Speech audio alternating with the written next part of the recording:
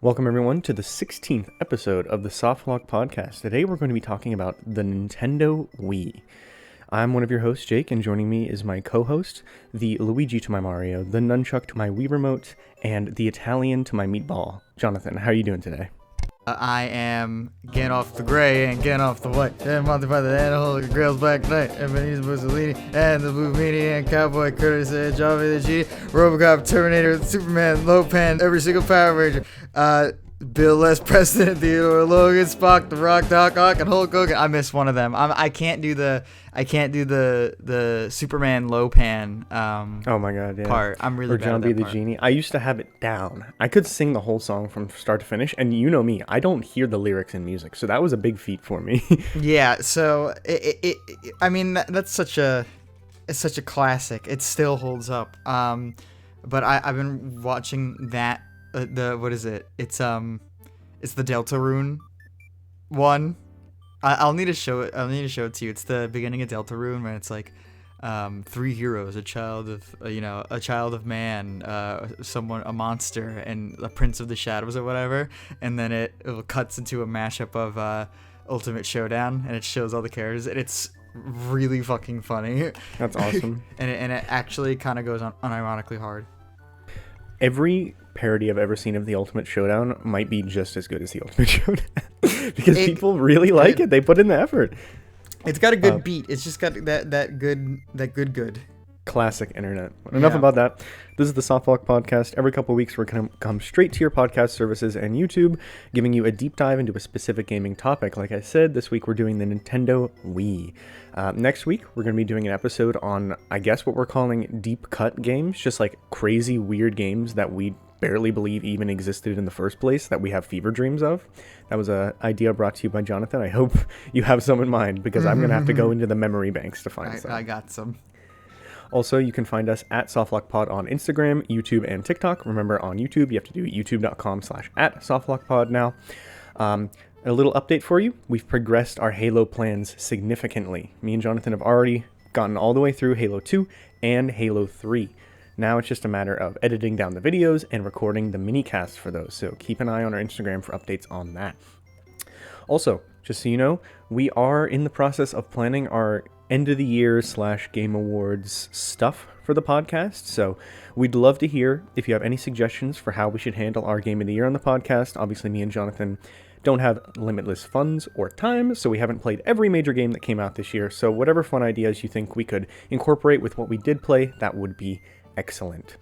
But before we get into the episode, let me just catch up with you, Jonathan. I know we've actually been talking a little bit more lately, but it's been a while. It's been about a month since the last episode. Because we pre-recorded. Yes, we pre-recorded the Halloween episode. So we actually haven't done a podcast in quite a while. So how you been? What have you been up to? It's already almost Thanksgiving. I know, and that's nuts to me. I feel like it's still October. Yeah, it's cold as shit over here, so I'm like... Really? Yeah, it's been like, and it is getting dark so early. I mean, it's getting dark so early over where you are too, but over here, I'm like, I don't know. First day it happened, I like shut down like a robot. I was like a solar powered robot, and I shut down the first day, and I was like, I don't know what to do. I mean, panicked. it's been in like the 50s and 60s here. Is that what you're getting up there, or is it colder? I'm getting like 40s. Oh my god, wow. I'm getting 40s, and you think it'll snow on Thanksgiving? It's making me pretty happy, dude. No, we haven't gotten snow. I literally can't even remember the last time we got snow. So, like at all for the whole winter? Like a good snow, not like a small dusting. I'm talking like a good. I need a shovel at least a little bit snow. Can't remember the last time we had that. Huh? I mean, now I'm thinking about it. It seems like anytime I was at college, it would snow at home, and anytime I was home, it would snow where I went to college. So it was like, I love snow. I don't know if me and you have ever really talked about that, but I love snow so much. When I was a little kid, I used to go out when it was thick snow and just lay in the snow in my winter jacket and snow pants and just sit there for like... I believe that. Yeah, I just love being cold. So I'm like a husky. You see that video of the husky that was like covered in snow? Yeah. Well, where we went to school, there was always a big snowstorm. But like, that's at the least thing. once a year. There wasn't though. There was our freshman year and there was our senior year. But I think we we were there for the winter before we went home from the pandemic. I brought a sled and everything, and it didn't snow once.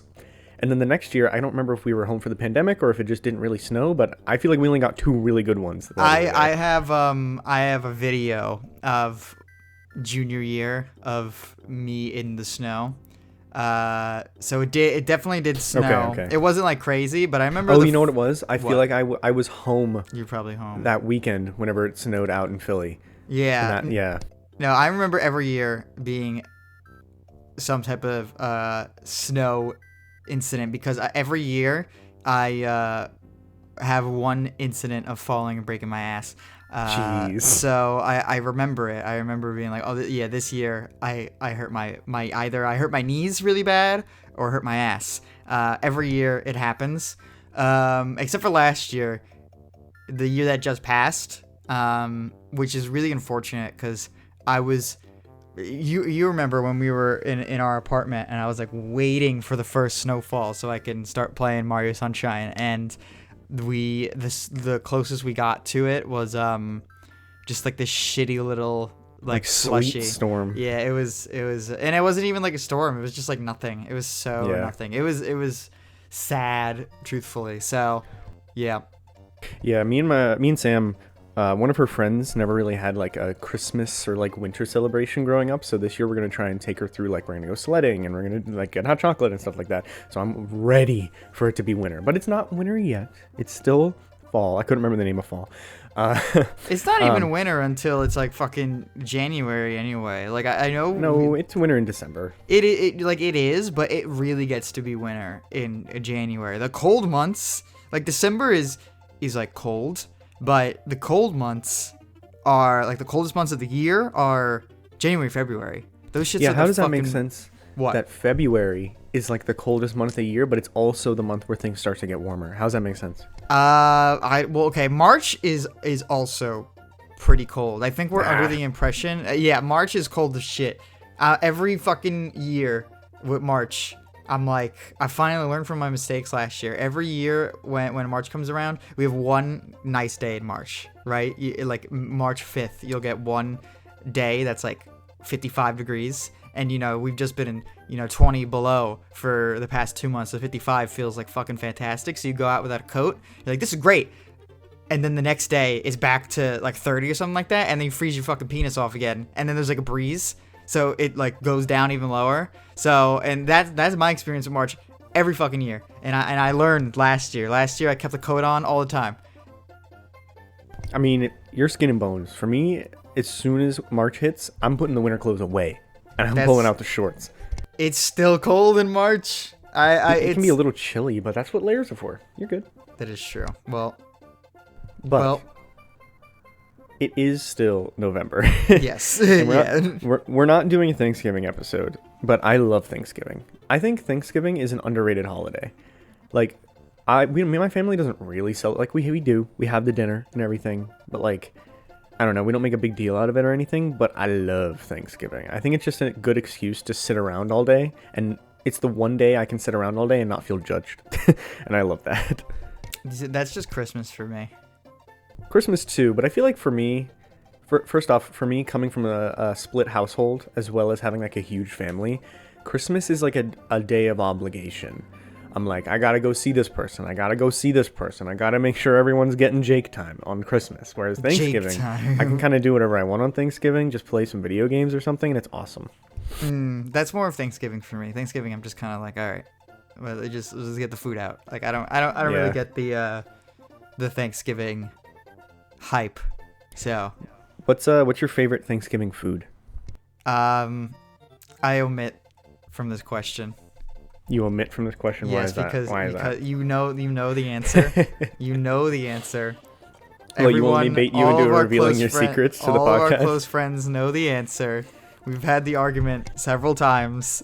I don't even pretend like you don't know what we're doing right now. I'm just doing the audience a favor. I'm trying to make it natural so that you can finally come clean to them about what it's not coming clean. It's not coming clean. It's a normal thing. It's a normal thing to to eat pasta on Thanksgiving. It's a normal thing. It is normal to have pasta at Thanksgiving, but not the way your family does it. It doesn't make sense. It doesn't make sense. I'm just gonna say it out loud because I think we need to get over this stigma that Thanksgiving is turkey, stuffing, and mashed potatoes. The best Thanksgiving food is sweet potatoes, and it's hands down. It's not even close. Do you like sweet potatoes? You strike me as you're not a yam person. No, I don't. Nah, I don't like sweet potatoes really. It's just like they're so much better than everything else on the table that I could just eat that and be fine. Just sweet. I mean, it'd be filling. I mean, it would. I made some the other day getting ready for Thanksgiving. I'm doing a Friendsgiving the week after, and I'm already, like, my mouth is watering thinking about the sweet potatoes. Dude, those college Friendsgivings were always... awesome. Always pumping, man. That was hardcore, because that's, like, not only are you... So, normal Thanksgiving, sit around all day, play video games, and then just kind of wait for the food. On college Friendsgiving, first off, you're drunk all day, but you're also putting in all this effort to make food all day and then just hang out all night. That's an exciting day. Yeah, it's a good one. And okay. Fuck. Okay. Because you know you're in college. You're around all different types of people. Your friend group is a homogenous mix of all different types of cultures and people. So all those people bring food from how they celebrate Thanksgiving and shit like that. How is that different from me eating pasta on Thanksgiving? The pasta, okay, I'm gonna lay out the ingredients for the pasta that I have on Thanksgiving. It's the noodles, it's the sauce, and so if you want to count the plate, it's the plate. Okay. I remember now, because it's not like a ziti bake or a lasagna or a penne bake or anything. It's literally just spaghetti or like pasta and red sauce. That's weird. I was thinking of like a really bad comparison for like 2 minutes. I was gonna say if a Japanese person, a burger. Yeah, if it's like a burger. I said if a Japanese person went to your Thanksgiving and gave you some like cultural Japanese dish, you wouldn't go, "What the fuck?" Right? They don't celebrate. I know, that's why it was a shitty. That's why it was a dumb fuck. I was trying to find an analogy that was funny, but also prove my point, and there is none. So I'm just gonna. It's over. It's over. Well, our next episode will be coming out after Thanksgiving, but I want a full report on what you did that day because, for me at least, I don't know if I'm alone in this experience. Whenever it's a holiday and I'm trying to play video games, it feels different than whenever it's just like a normal day off. Like if I wake up on Thanksgiving and I start playing a game, I'm gonna go to my Xbox and I'm not gonna be like, let me play some more, whatever. Like I'm playing Cyberpunk right now. So like, let me play some more Cyberpunk. I'll go to my Xbox and be like, you know what? It's Thanksgiving. Let me like open up a weird ass game on Game Pass that I haven't played in months, or like this arcade game that I started like 4 years ago. Let me just jump back into that for a little bit. I don't know. Am I alone in that? It's the day of fiddling because there's things going on in the home. So you have the headphones off and you're just kind of like fiddling around until someone calls your name. Yeah, that is what it is. I feel like I played a lot of like Animal Crossing on Thanksgivings. I've played a lot of like Call of Duty Zombies, just like stuff that you can get in and get out pretty quick. I rarely like sit down and game on Thanksgiving, but I do like I don't know, hard to explain. But it's been about a month since our last episode. If you remember on our Halloween episode, since it was pre-recorded, we actually didn't have anything to talk about for what we've been playing. Now, it's been a long time. It's been a long time since our last episode. So we played a lot of games between then and now. Jonathan, where do you want to start this off? I mean, we're not going to spend the whole podcast time on what we've been playing, but like, we gotta get some of the steam out. We've been holding it in. Oh man, I don't know. I think you should probably go first with this because I have well, let's see, 1, 2, 3, 4, 5, 6, 7. I've played 7 games of note since then, and I feel strongly about 0 of them. Not to say that they were bad, but I just don't have I don't have a urge to splurge about them, right? So I think you should start, and then I should do my speed round, and then you'll just stop me if you want me to divulge, or maybe I'll get the urge to when I'm divulging. I feel like that's probably what's gonna happen. Yeah. Let me give you an update from 2 episodes ago. 2 episodes ago was the beginning of spooky season, so I was playing a bunch of these not new, but new to me, survival horror games that I hadn't played before. And I think the two of note that we were talking about were the Dead Space remake and Silent Hill 2. And now I've rolled credits on both of those, and I loved both of them. So let me tell you a little bit about them. So I've been looking at. So I finished Dead Space, and I loved it. Like, Dead Space might be the remake specifically. It's not as scary as Resident Evil 2, but they're bumping heads for like the number one on my list of favorite survival horror games now. Like, that's how much I really liked it. But I was reading some reviews and like watching some videos about the remake and stuff, and I don't know how much you've looked up about it, Jonathan, but they added a lot more than I thought they did to the remake that wasn't in the original. Yeah, I've seen some gameplay of it, and like some supercuts of people playing it, and I played it for the first time a couple of years ago, and I remember I was watching someone play it, and I was just like, I don't remember that part. Yeah, I don't remember this part either. I don't remember that. What the hell's going on?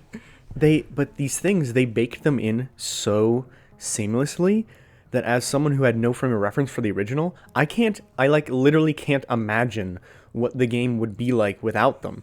And so the two that I like noticed hardcore was that they added like Metroidvania elements to the game that apparently just was not there before, where you get like this security card that you level up so you can get into you walk past a door with a big 2 on it, and you can't go into the 2 door until you get the level 2 pass later in the game and then backtrack to that area to go in. Right. And like, it isn't all just collectibles and ammo and stuff. It's like actual progression is locked behind them sometimes. And I'm like, how did they do that in the original? Was it just like the same thing, but a guy told you like, hey, I'm going to unlock this door now, and then it becomes like a waypoint? Or I know you don't know because you didn't play it, but like I don't imagine how that could have been different back then. I mean, I imagine from what I remember, it just simply wasn't in the game. You just kind of went. You just kind of went. That's crazy. Yeah, like Dead Space 2 is. I'm very intimately familiar with Dead Space 2, and it's just a straight linear game. You know, there's places to explore, like minor things to explore and just kind of like figure out or whatever. But for most of it, you're not like, oh, I need to go back to this area. I need to go walk all the way back, or I need to take the train. You just kind of like, all right, I'm done. This chapter's done. See ya. That's crazy. You just never see it again. And I think that's, I guess, oh, it's been so long. It's been so long. I do remember there being a train. Do you take a train, and can you take the tram from different, and go in between different areas? Yeah, and the different stations are like locked until you get there first. Yeah, I think that was in the original, but I don't remember how frequently I was going back and forth between them on my own volition. I think the game usually kind of just told you to go back to this area to do something, and I'm like, okay, you know. Yeah, no, I was backtracking a lot, and actually, I don't know if it's like a New Game Plus thing, because I heard that there's actually like a different ending if you do the New Game Plus and like get all the collectibles and stuff. But there's like a 4th level of like security thing for the doors. Like there was doors and chests that were locked behind a 4th level that I just never got. So like there is some optional stuff as well as some progression stuff locked behind it. And then the other thing is the zero gravity. So it's a big part of Dead Space. I know it was in the original as well, but I didn't realize that in the first one, it wasn't like free control zero gravity missions. It was like point to point, like cover based or something. I don't know. I couldn't really get a good read on it. It was more like, you know, do you remember Twilight Princess? Did you play Twilight Princess? I've never played Twilight Princess. Well, there goes my analogy. In Twilight Princess, the iron boots, the classic Zelda item, the iron boots, you can magnetize yourself to like walls and shit, and like walk along walls and along ceilings, and that's kind of what it is. Dead Space, you just, you know, the original, you point at a point on the ground, like on like a wall or a ceiling in a zero gravity area, and then you fly over to it and you land, and then you're just on the floor again. There's no flying. You just kind of like launch yourself from point to point, and then you kind of like magnet shoes to that point, and that's kind of it. Yeah, that's crazy to me because there's like big puzzles and combat sections where you need to be flying around. Like I couldn't see them working without it. So Yeah, I know they they figured it definitely out. retooled it. Yeah, they figured it out by the time they made Dead Space 2. So, just like a couple of years later, they figured it out. And it still holds up, and then they just put it in. Yeah. I don't even think it's in Dead Space 3 now I'm thinking about it. Oh, no, it is. Never mind. Yeah, and then everything else I said, I don't want to spend too long on these games because I know we got a lot to go through, but everything I said on the survival horror episode about how I was feeling about Dead Space still holds true. It never really went down in quality. The only thing I will say is that I wasn't really that into the story the last time we talked, but by the end of it, I actually was pretty sold on the narrative they were building too, and I kind of want to see what happens for the rest of the trilogy. I have it. The originals, the marker, but bro. Yeah, the marker. But I'm not sure if I should hold out to see if they're going to remake them as well. But I do have the other games, so I might hop into those soon. I would just hop into Dead Space 2. I think it still holds up. I think it's actually not. I don't even think it's deserving of a remake. Not deserving of a remake, but I don't think it even needs a remake because I still think it holds up. And I feel like you're probably just gonna play Dead Space 2. And you're just gonna go, oh, this is like on par with the remake. Like that's kind of what I feel like the remake just did. They were just like, let's make it on par with the other two games. Well, maybe not 3, because 3 is not as well regarded, but 2 is just phenomenal. So I have downloaded Dead Space 2 on Game Pass, and I have Dead Space 3 on 360 disc. So I'm gonna get into those soon. But transition, flawless. I would like to talk about Silent Hill 2 now. Okay, go do it. So I played Silent Hill 2 off your recommendation, and I told you how I was a little frustrated with it, but I generally enjoyed it, and I think that is still how I feel about it. And I played that game twice, all the way through, because I played it, and the gameplay was really good, and the gameplay was really good? I do think that the gameplay was really good. I don't think the controls were very good, but I actually do think that the puzzles and the layouts of the maps are still really good, even by modern standards. Okay. Then, I understood the story. I did not enjoy the story the first time through very much, and I know what you're going to say, but hear me out. So, I open up the game. First choice you get, do you want the new voices or the old voices? And I've heard discourse about how the new voices are terrible in the Silent Hill HD collection.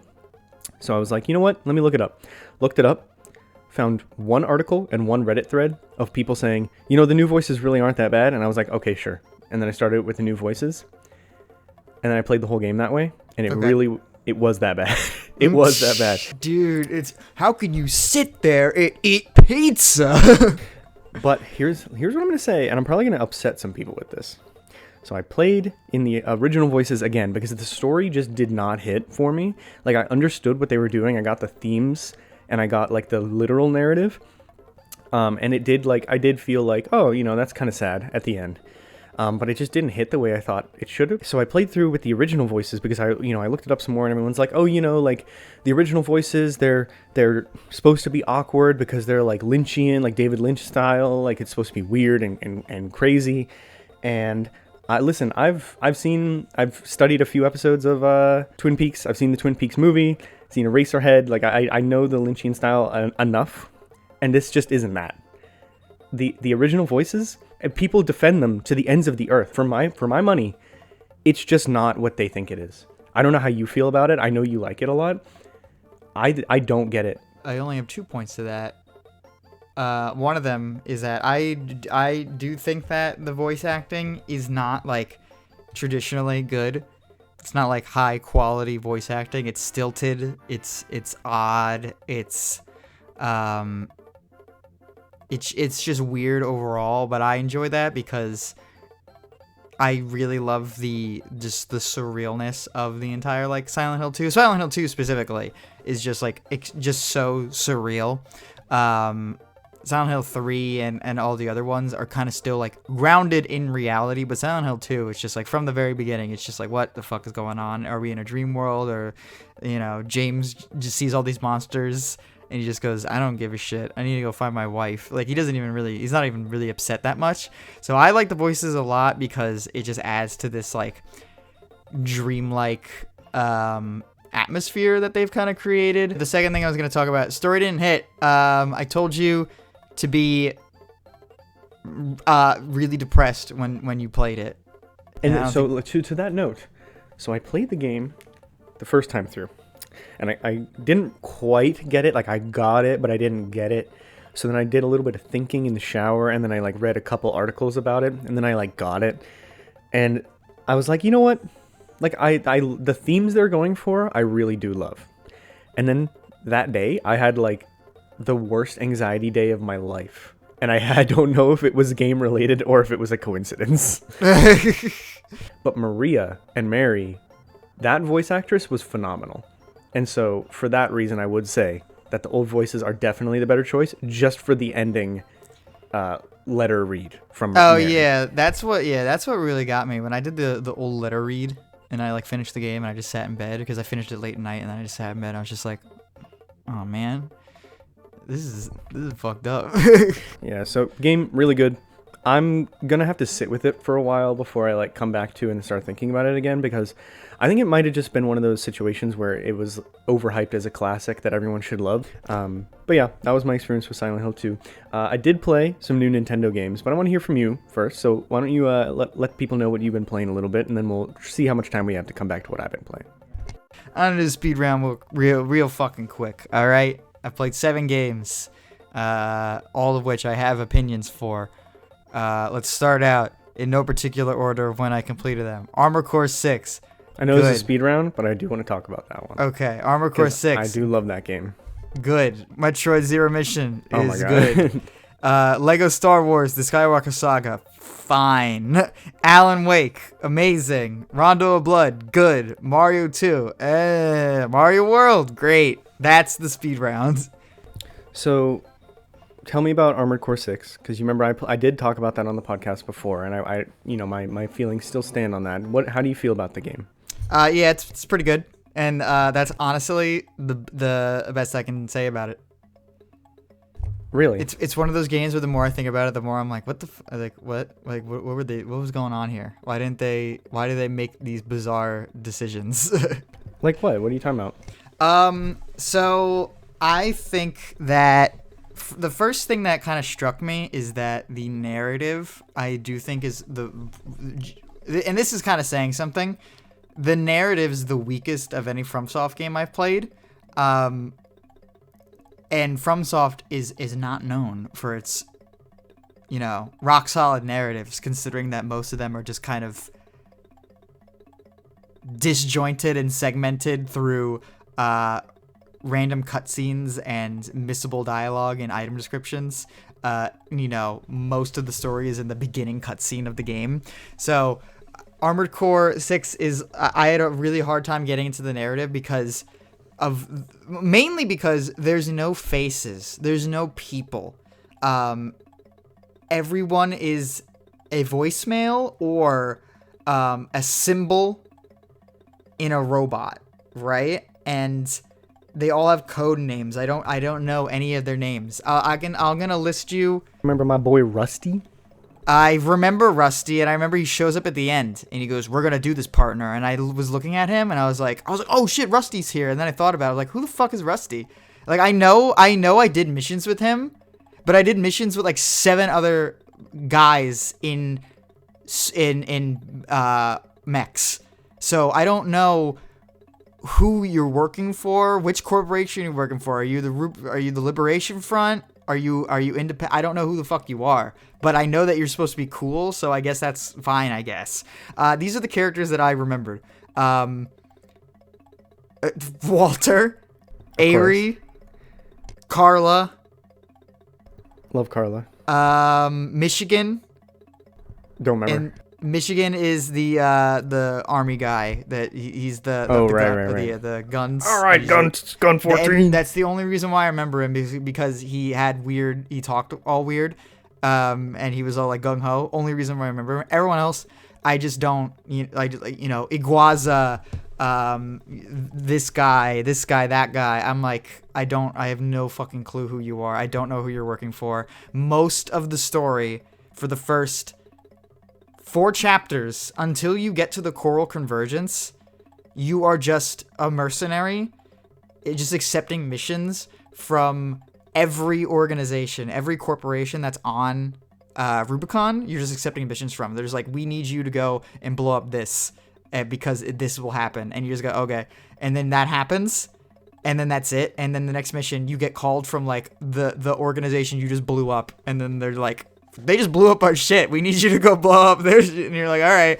And I just didn't get it until we did the Coral Convergence. And then Walter finally told us what the fuck we were doing.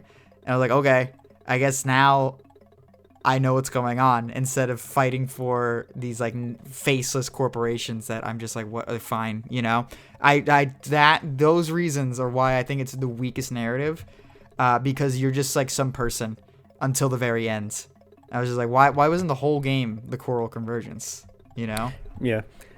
I'm not going to pretend like it's the world's greatest narrative, but it's one of those things where like if you just kind of like sit there and let it wash over you, you might not be as enthralled in the story itself, but you're like, just fuck yeah, dude. Like, remember that there's a scene in that game where you're fighting the giant worm and the dude's just like, it's like, you got one shot at this, and he's like, oh, don't worry, I won't miss. That was the best part of the game for me, because they stopped the music. And then, you know, there was all that build up, you know, like 10%, you know, 90%, 80%, like the end of Halo 3. And then you see his gun charging over the distance, and like, you know, the horizon, like the lighting is changing because he's like charging his gun, and the music stops and he goes, I won't miss, and he blows it up. I was like, that was the coolest part in the entire game. And then they just do that moment 2 more times in the same fight, and I was like, wait, what? What?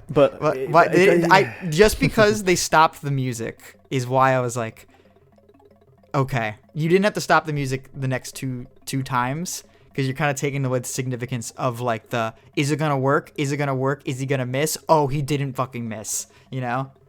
I know, and yeah, it's not like a perfect game by any stretch of the imagination, but I just think those cool moments are so cool. And if you do eventually feel like it, I would go around and at least dabble in the New Game Plus, because there's some cool stuff that they don't really tell you about. Like, remember in the beginning when you have that mission where you're going after a rookie and he's like he's like talking to you? Yeah.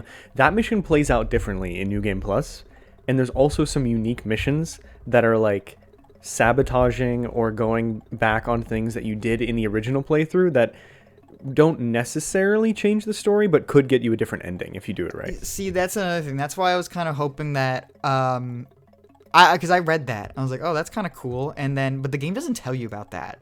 And I guess they kind of just banked. I guess they just kind of banked on the internet to be the internet, which is fine. But I think it's kind of bizarre that I don't know if you even know about this. There's a New Game Plus, and then there's a New Game Plus Plus, which is also different. Oh yeah. And there's a third ending if you do both of the routes. And it's like, why wasn't there just like, I would have just settled for All Mind to just be like, thank you for your service. There is new stuff happening in this round. We thank you for being a mercenary. It's like, okay. I would have preferred that. I think it was a bizarre choice for them to kind of hide that. But, you know, that's fine. That's negligible, whatever. My second big problem with the game is the way the game is actually structured. Because the actual game, I'm flying around in a mech and I'm blowing things up and I'm having these one-on-one fights and I'm, you know, fighting tooth and nail in this giant, like planet or whatever, is cool. Why are most of them like these micro missions? I really liked the beginning of the game where a lot of the missions were longer. It had multiple objectives, like climb the wall, go assault the wall, go into the wall, fight some mini bosses, top of the wall, fight the main boss. And then once you got to like the halfway point of the game, most missions were just like a singular objective, which I was just like, and they were just over as soon as they began. Even the final chapter ended so fast. I was like, what the fuck is going on? Why I would have preferred them to staple these micro missions together and make them longer and more like, oh, okay, now we're doing this. You know, build up some momentum before like a big boss. Now, like the final mission was just the boss. There wasn't a mission. It was just, I'm fighting the boss now. I was like, okay. Well, Like, let me tell you why they did that. Why? It's because like the gameplay of Armored Core is just as much action combat as it is mech customization. And so these micro missions encourage you to do what you did, get your money, go back, change up, try something new for the next round. Whereas if you go into a checkpoint, you don't get to buy new stuff and you don't get to customize your colors and things like that. Yeah, I guess that's true, but you can change your parts. You can, but it's only stuff you already own. Yeah, it's only stuff you already own, which usually just does the trick anyway. Like once I figured out that like I made a big beefy tank, like a bipedal tank thing that I thought was really cool because it looked funny and it had like a big smiley face on his helmet. Awesome. And it was just like it was a really good stagger build with like high pressure tracking missiles and then like rapid fire weapons, and I was able to just kind of like steamroll everything at the end. So these small missions became even shorter because I got like suddenly good at the game, and I was just like, what is going on? I really liked the first half of the game, and then the second half of the game just really trailed off for me. I was like, what is going on? Fair. I would have just preferred them to just cut, not cut like most of the micro missions. Keep the micro missions. I don't give a shit. Make them there's like side things just you're doing. But I would have preferred just a couple of more long missions, because the first half of the game has some long missions, like the one where you're getting hit by the orbital cannon or you fight that big furnace thing. I wanted more things of that, but halfway through the game I was just like, all right, I'm ready for it to be done, I guess. Yeah, I got you. I'm there with you. It makes sense. It's just like I like piloting the mech. I wrote this in the review for it. I like piloting the mech. I like fighting things in the mech. Let me do that more. Don't take me out of the mech. And then every mission has to end with like, I get the voicemail from somebody, and I listen to the voicemail 621. for him. Yeah, I listen to the voicemail for a minute, and then okay, let me do the next mission. I listen to the 2-minute briefing, and then I have to hit the sortie and watch like the 20-second cutscene of Walter telling me what I just heard over the briefing. Like, it kind of kills the momentum for me. Like, I finish a mission, I'm like, oh, I gotta listen to my 3 voicemails now. I got you. And that is, I also felt that way, definitely. But, like, the game's just so fucking cool. It's called Armored Core 6 Fires of Rubicon. I mean, come on. Yeah, it's a cool game. It is a cool game, but it's like, I played it, and it was like, I don't know. I feel like Armored Core 6 got some lukewarm reception, comparatively lukewarm reception, because it was a FromSoft game. Everyone, that's like the gaming love child right now. Is like when FromSoft makes a game, everyone is like having sex with it, and then Armored Core came out and everyone was like, yeah, it's good, it's good. And then I played it and I went, yep, it's good. And it didn't get any nominations to the Game Awards, and I went, yep, action game, best action game. It should win that category. I did not probably see, was Liza P. I didn't see any I didn't see that category. What I do genuinely think that it should have got a category for, and I told you this before, I do think it should have gotten at least a nomination for Best Visual Design. I think that game looks fantastic. I love the massive world that makes you look small, even though that you're a massive person.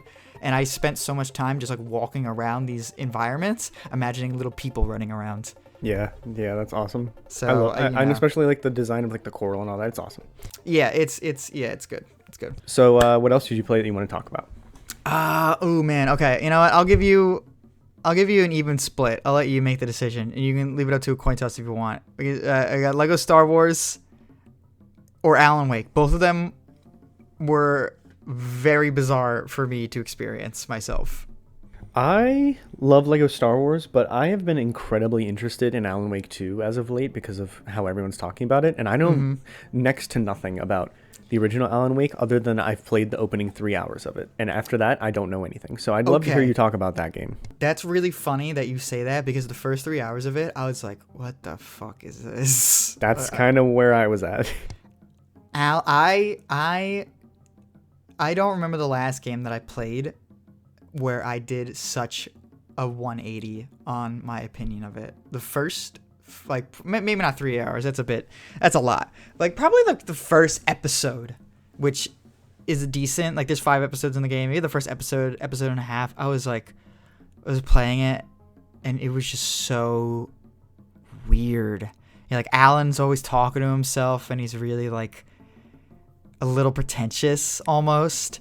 And then like the tutorial has like this godlike figure like sending down like a flashlight and a gun. Yeah, what the fuck? And then it's like the acting is so strange. It's so like B movie almost in the beginning when they're doing like normal things like going to get their keys for the cabin, and then they're going into the diner, and I was just like, what the fuck is this? Like, do people like this the same way people like old slasher movies? Like, we like it because it's kind of bad. That's kind of the vibe I was getting. Like, whenever I was playing, I was like, is this people like it because it's like 360 nostalgia for that kind of acting and era? And then apparently it's not that. That's what I was picking up too. Because the thing is, okay, the not to like say that it was bad, like legitimately, like I really did not enjoy this. Even when I was having like the first couple hours where I was like, what is going on? This was not what I expected. I was still having fun because it was so bizarre. The acting choices and like just the choices of how the game presents itself are completely wild. So I was having a really good time. I was laughing so hard. I streamed it a bit for Isla, my girlfriend, and we were having a great time. I laughed so hard at one point. I did like a cackle laugh, and that's awesome. That's reserved for shit that really gets me.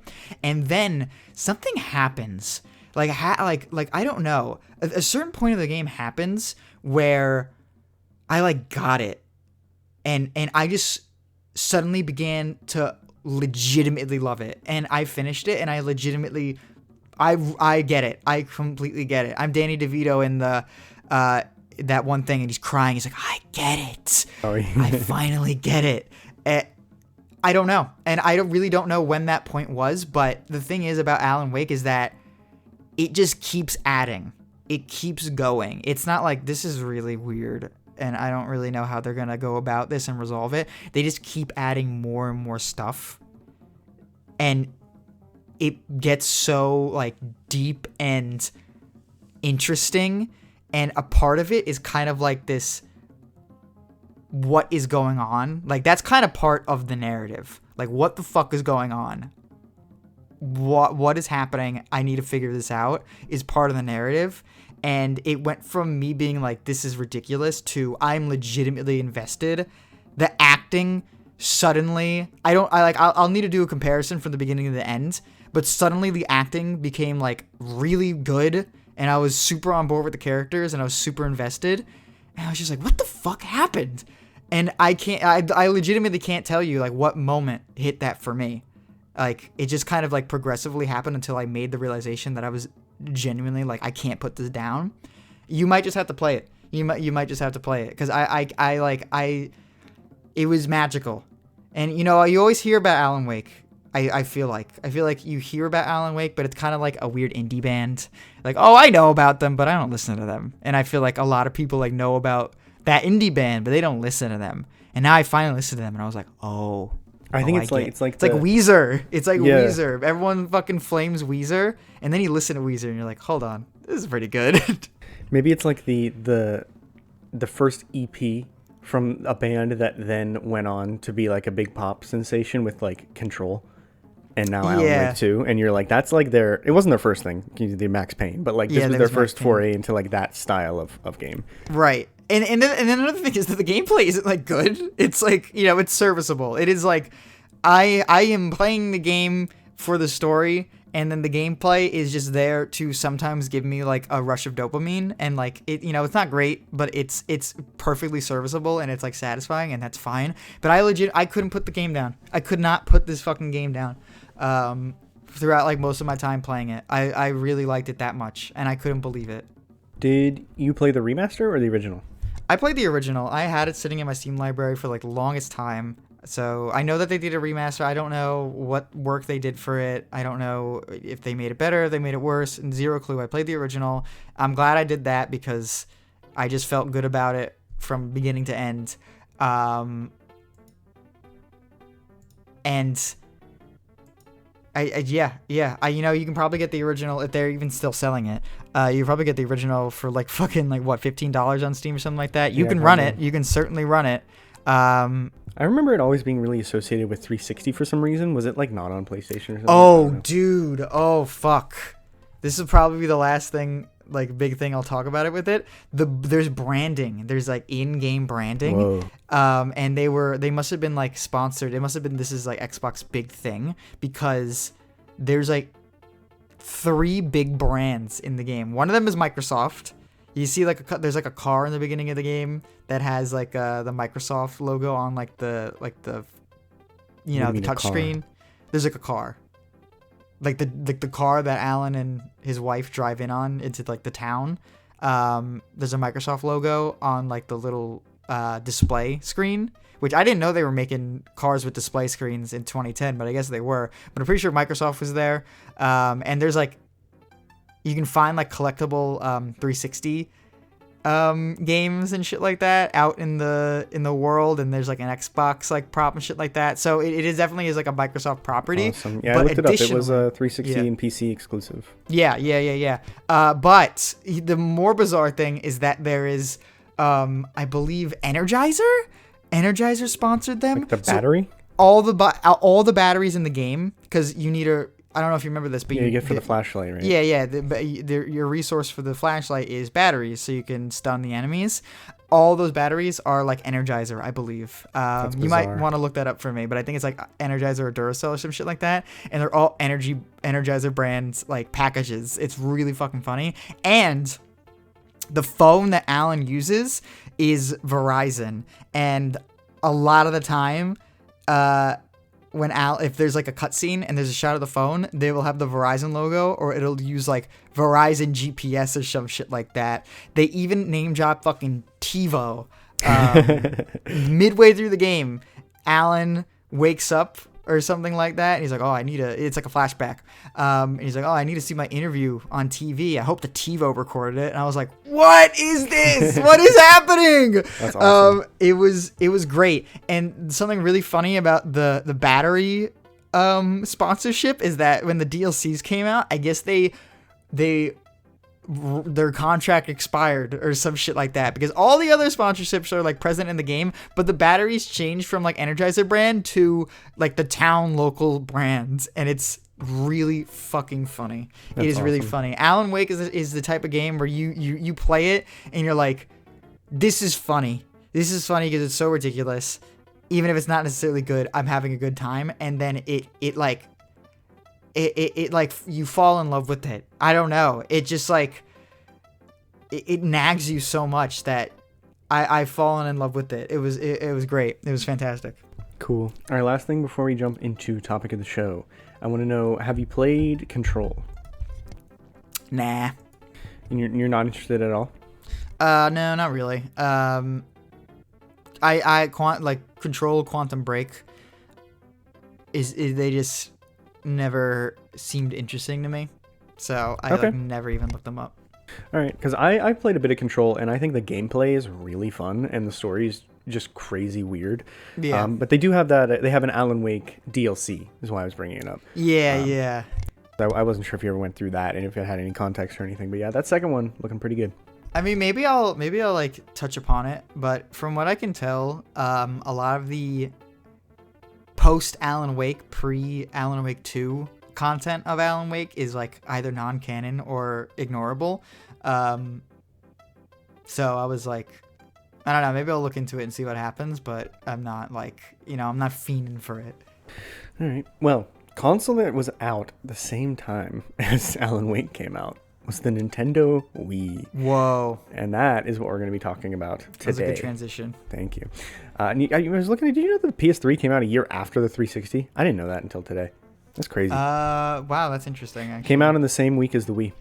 So, Wii, Nintendo's console from 2006. I mean, how many years ago is that now? It's crazy that it's that almost old. 2 decades. Yeah, I know.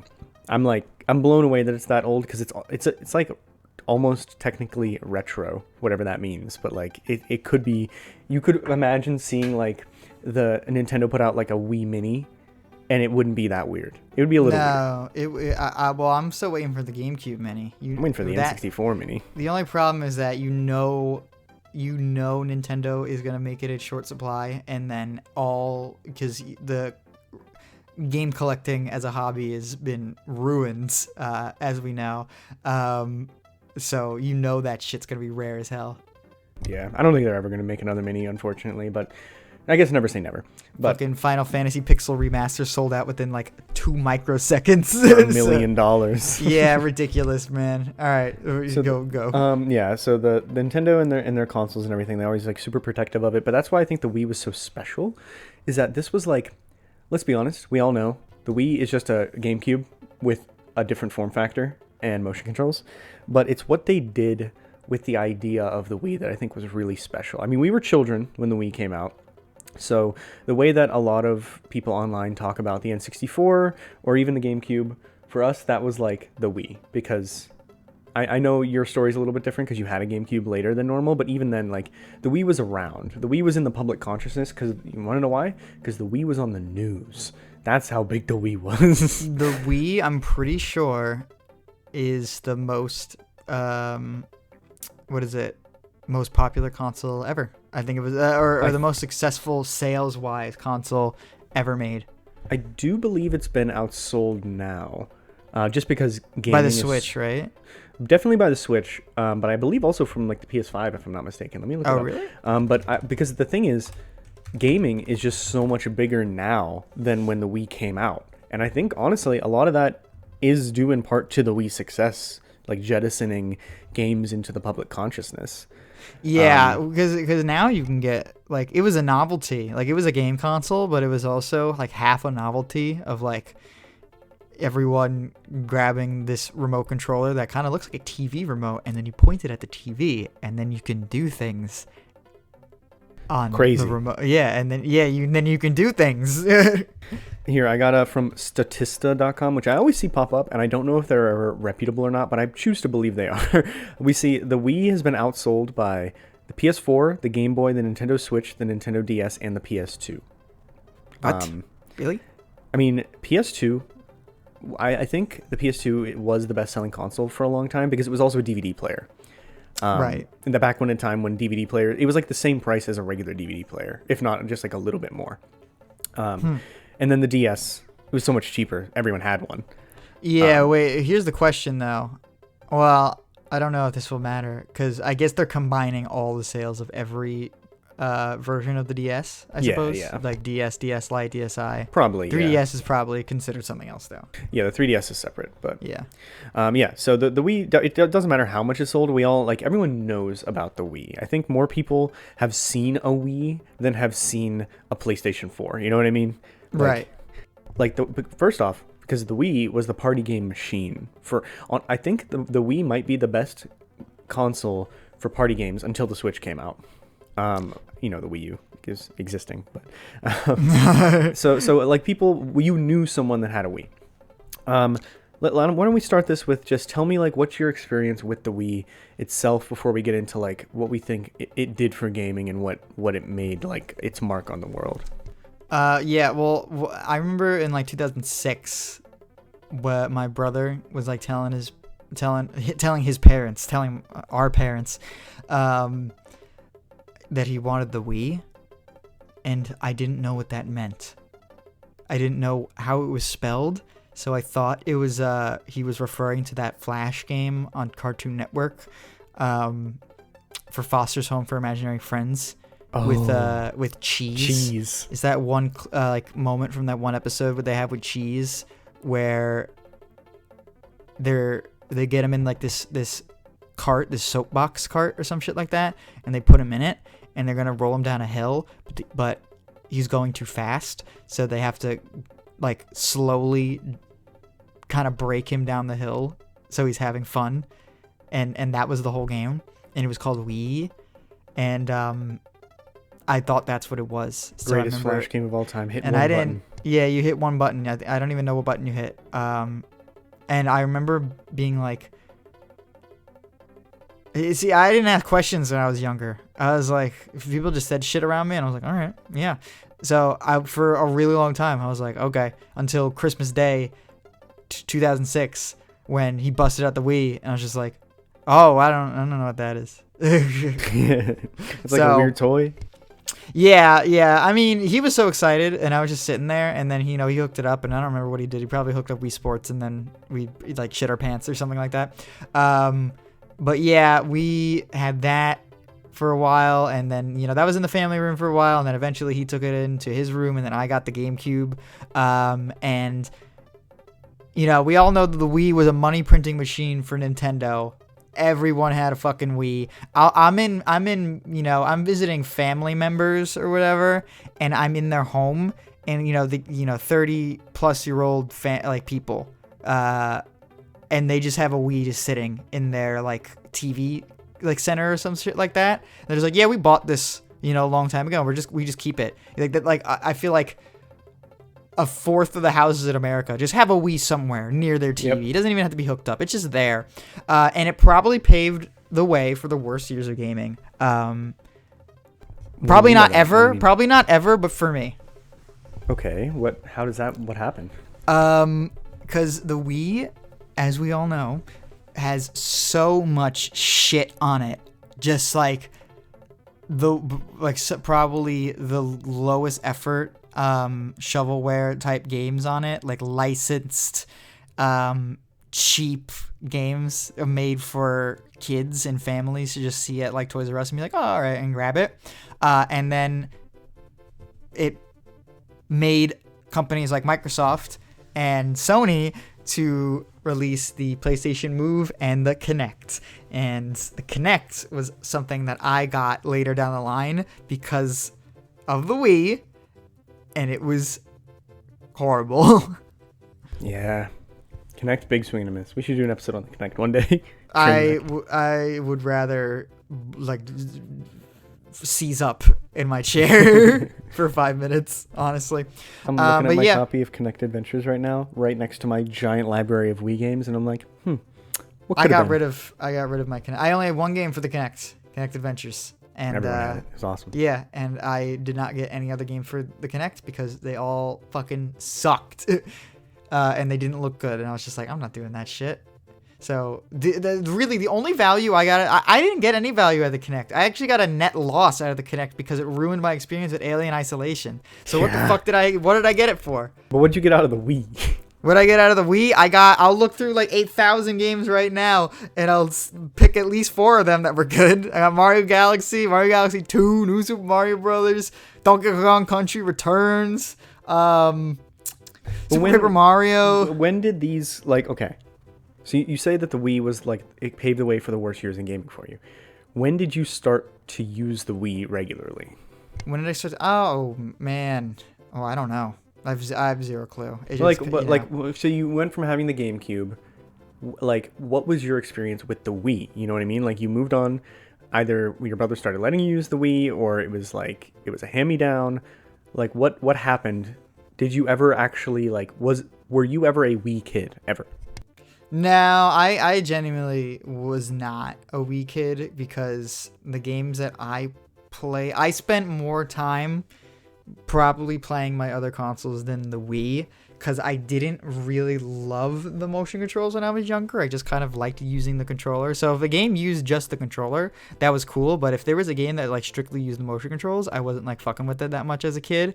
So I spent way more time on my DS and on my DS Lite probably than the Wii, than I ever did on the Wii, I bet.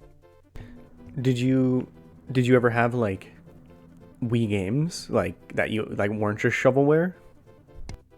I thought that was just going to be the end of the statement. Well, I was trying to think of like, because I'm trying to be like, what you paved the worst years in gaming for you, but like we're doing an episode on the Wii. You got to know. Like I know you know of the good games on the Wii. When did that come into your consciousness? You know what I mean? Like, when did that happen? When did that happen? Oh, okay. See, here's the thing. I thought we were going to talk about this later in the episode. That happened probably, I don't know, maybe like a couple years after the Wii really started coming out, and we got like more good games that like my brother was getting them, and then I was playing them, and probably the best games that I had when I was younger were probably like Mario Galaxy games, the WarioWare, Smooth Moves, Super Paper Mario, all the Guitar Hero games. Like those were the good Wii games that I remember like really like playing and enjoying. And then all the other Wii games that I had just sort of fell in by the wayside when I was younger. I was like, I don't want to play Sonic and the Secret Rings. Like even when I was a kid, I was like, I don't want to play that. See, that's just it's crazy to me because for me the Wii was everything. Like Yeah. I had a DS Lite. I had a Game Boy Advance, but the DS Lite played the games. I had a PS2, but the Wii was like that was my console of choice. If you could get a game on a system and it was on Wii, that was the one I was getting, even though in my heart of hearts, I knew it was the worst way to play the game. Yeah. Like I had my first Call of Duty game on Wii because I wanted to use the motion controls for it. Like I was a Wii kid through and through. And I don't really regret it or anything. I think the Wii, it holds a special place in my heart for being the console that showed me what games can be beyond just run and jump Right. or cutscenes. The Wii was a concept of like creative people go out there with these tools and make something that will make people happy. See, And I didn't get that experience of that probably until I got the Xbox, you know? really, 'Cause I was still mostly, I was still mostly playing the Nintendo games, and, Nintendo games are not known for their big cutscenes and they're games. And I was always like, this is game at the end of the day. And then my brother showed me Skyrim on the 360, and I was like, what is this? And that's probably the Xbox 360 is when I started playing games that were like less of just games, yeah. And a lot of the games on the Wii were just games, like WarioWare Smooth Moves, just a bunch of little games in one game. But it was the idea of what you could do with the Wii remote was endless. And to a young child, that is like magic, literally magic made through technology in a way that I couldn't comprehend before that. And it just changed my perspective on things. So I pulled a quote from the week the Wii released from Forbes, where this, what is his name? David Ewalt at Forbes said, "The Wii is indeed revolutionary, and it's potentially the device that will make video gaming as widely enjoyed as board or card games." And like, Yeah. that's how I felt because my dad wanted to play Wii Sports. My mom wanted to watch me play Link's crossbow training or whatever. And maybe she was just humoring me, but like it was like everyone that I knew that saw the Wii remote in action was blown away by it, or the Wii Fit balance board was blown away by it. Yeah, okay. Let me make kind of like an addendum to what I was saying, because I feel like I was coming off as too hostile. I didn't mean to say that it's the Wii's fault. It's not Nintendo or the Wii's fault for paving the worst years of gaming for me, right? It is companies and publishers and developers that were trying to hop on the Wii's trends without taking the proper care to make something like a good product is what paved the worst way of years of video games for me. Kind of like how, like, I would not blame the Avengers, like the Avengers movie, for spawning cinematic universes, Like, the Avengers movie is a good movie, and I really, really like it. It's kind of everyone else's fault that they were like, let's all make a cinematic universe that's, like, not very good, and we'll, like, abandon it and reboot it 80,000 times. The Wii is great. The Wii is fantastic.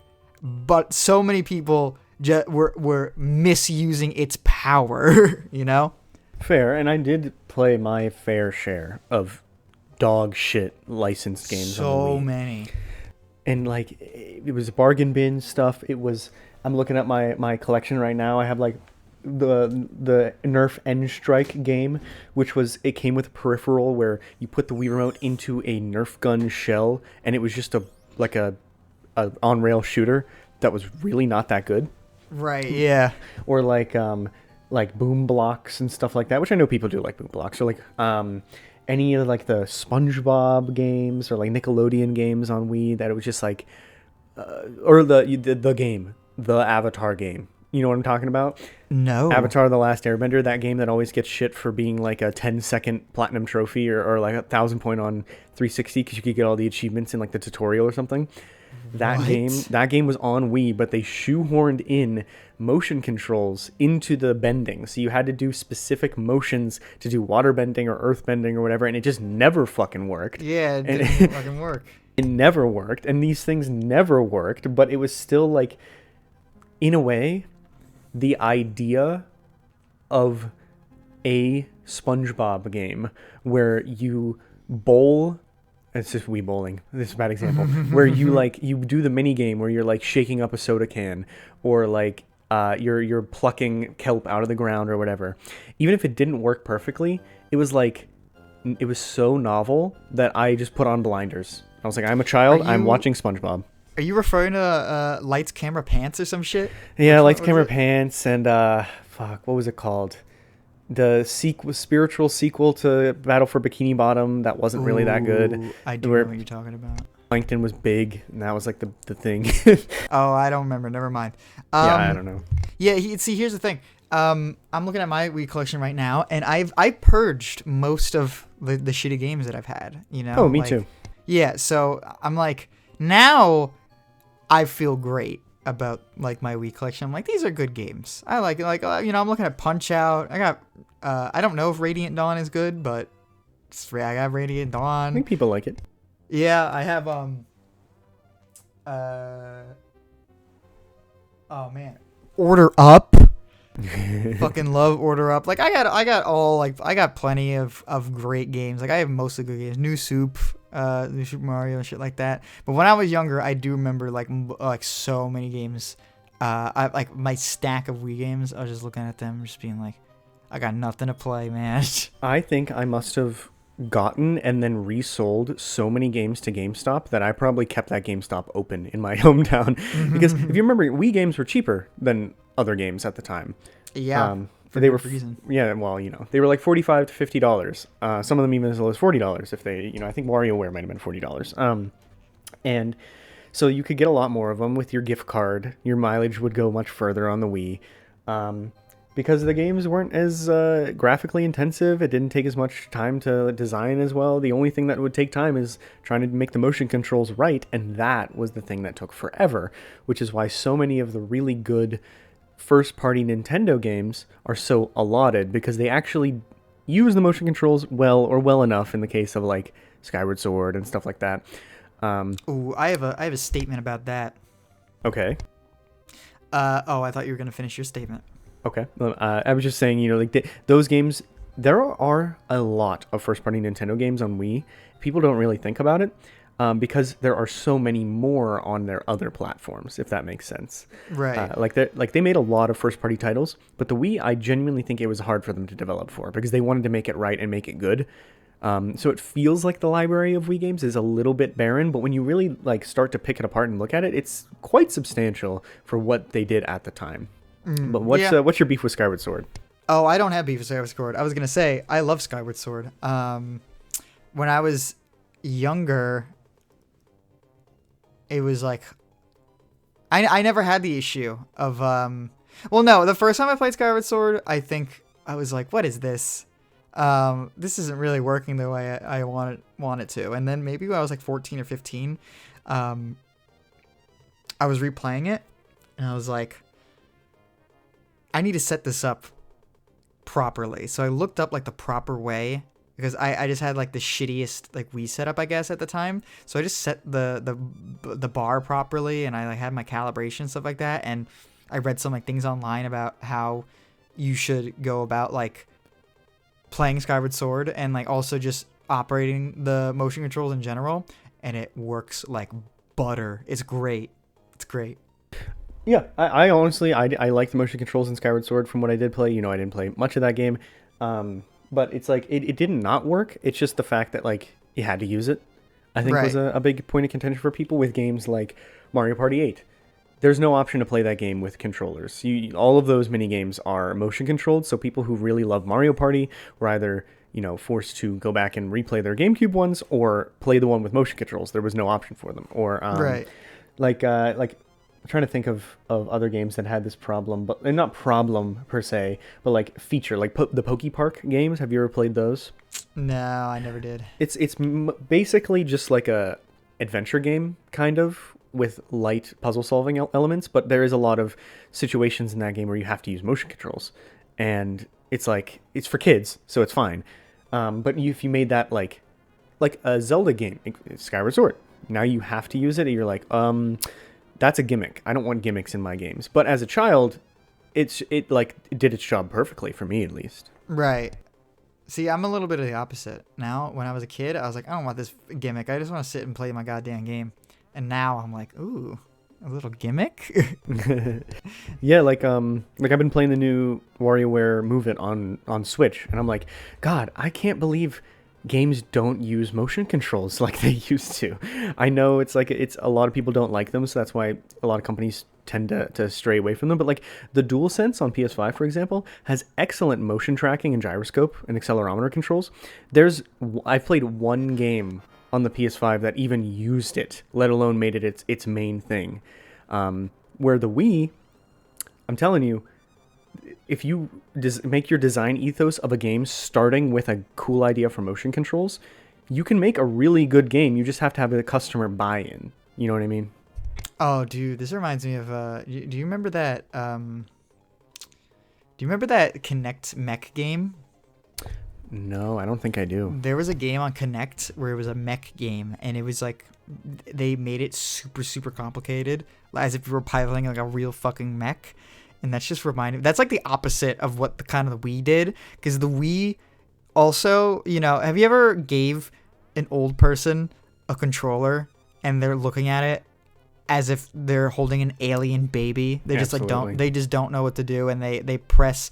Every button press is super deliberate and just like, it's kind of painful to watch. Mm. The Wii just eliminated that whole process, because you just give them the controller. It looks like a TV remote, and then it's just like, pretend you're curling. And you're like, oh, okay, and then they do it, and that's it. And that is magic in a way. And that's why I think Wii Sports Resort specifically, I think it kind of goes under the radar for what that game did that other Wii games didn't. Think about, so Wii Sports works perfectly most of the time, because most of those games pretty much only rely on the accelerometer within the Wii remote. Right.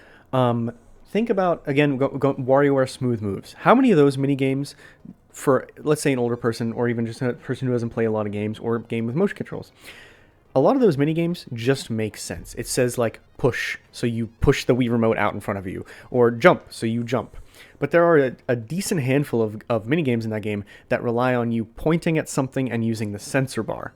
Yeah. And that, let's be honest, the IR reader on the Wii remote is not fantastic. It's not foolproof. It works probably a good 75% of the time, and that's being generous. Oh, really? I feel like I've had great luck. But see, you've used it a lot. You've gotten used to pointing at the sensor bar. But I'm talking about as a person who doesn't understand how the Wii works. You think you're just pointing at the TV, which is most people who pick up a Wii from a Wii remote from a friend or a family member handing it to them. You know what I mean? Yeah, yeah. The Wii Sports Resort added the Wii Motion Plus compatibility, which made it so you could use the sensor bar in some ways for some of the games. But for a majority of that game, it was like, this just makes sense. Like, if I curve my hand in a certain way, the Frisbee is going to go in that direction. In Wii Sports, it felt like that was what was happening, but it wasn't. In Wii Sports Resort is actually a technical marvel that I don't think enough people talk about. Oh, Wii Sports Resort, I feel like sold so fucking well. Oh, I mean, yeah, it sold well and people love it. But when we're talking about like revolutions in game design, I think Wii Sports Resort doesn't get enough credit. Oh, let's not forget about fucking Wii Fit, man. Wii Fit, man. I still have my balance board somewhere collecting dust. I don't know where my balance board is, so I will never. I mean, it's not like I'm not gonna wake up one morning like I'm in the mood for some Wii Fit. That's not gonna happen. Sometimes, if you get the thing set up, you can be like, oh, I'm gonna leave this set up for a little bit. Maybe I'll play it a couple times this week or whatever, and it hits sometimes. I don't think I've had that experience in well over a decade.